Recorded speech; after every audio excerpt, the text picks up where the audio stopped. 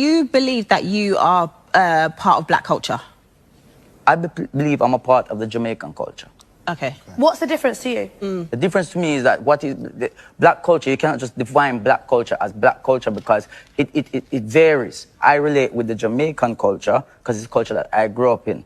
You know, we have black British culture, so that's a different thing. But to me, black British culture is a merge of like Jamaican, Caribbean, and Africa and England together. That makes the black British culture. That's what I would say. But I cannot define in one sentence to say this is black culture because it's. Can I ask a quick question? Of course.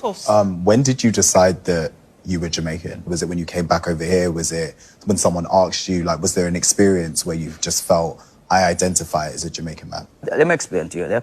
And I don't know if I've ever said this on an interview anywhere yet, but my mother, before me, she had a miscarriage. So when she was pregnant with me, she could have gave birth to me in Jamaica. Right. But where we live, the hospitals weren't great.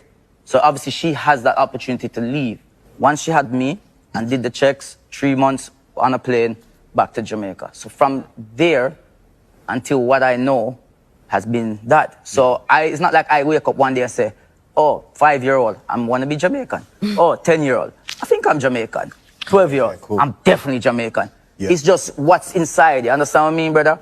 To call yourself a Jamaican, that's interesting because you said that you weren't born there. But I guess if the community to which you kind of were raised in, which is Jamaica, obviously, if they've embraced you, the large swaths of them and stuff, and if you've got citizenship, I don't know if you have, but yeah, from where I come from. Harry, do you have a Jamaican passport? Yes, I do.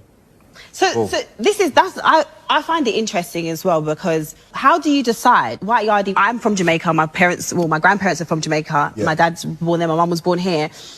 You probably would know more about Jamaica than me, just because I'm black now. If I said I'm Jamaican, no one's going to question me. You're just Jamaican. Exactly. But you probably know how to cook yard food. You know how to do all That's of that my life. better than me. So then, who are we to tell him? Actually, no, you're not Jamaican, just because he's white. Is I went to school in Jamaica, so when people are when people here are talking about, oh, you cannot represent the culture, you're not from Jamaica, not this, like that, you know nothing about the black culture, and I'm like, you were born here, you were raised here, you went school here.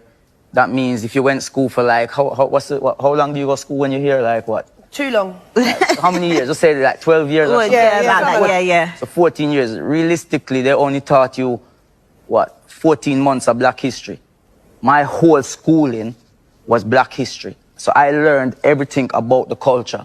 So when I'm in school, we don't have a month to say this is White History Month because we have to accept that white. I don't care about that. I'm there to learn, and I'm not even there to learn. I'm just going with what I know is life.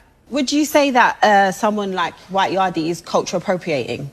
No, not at all. I think that, not least because he actually has some connection to many of these parts of the world, but he clearly doesn't have intentions to denigrate, to humiliate, or to make a particular culture inferior in the eyes of the majority of society. He's clearly doing it from a sense of appreciation and a sense of sharing love, and I think that is something that is positive. But White Yardie, Harry, thank you so much for joining us. Thank you. It's been a pleasure.